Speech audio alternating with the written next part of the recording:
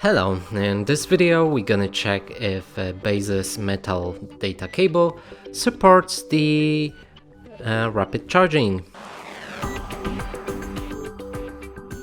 And to do this, I brought this 120 watts charger, which supports rapid charging, and along with it, here's a Xiaomi 12T, which also supports rapid charging as well as the ultra fast charging. So now let's take out this cable and try plugging in it to the socket.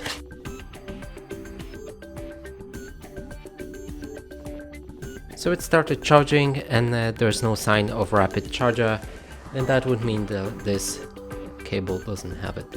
And that's it for this video. Hope you like it. Please consider subscribing to our channel, leave a like and a comment below.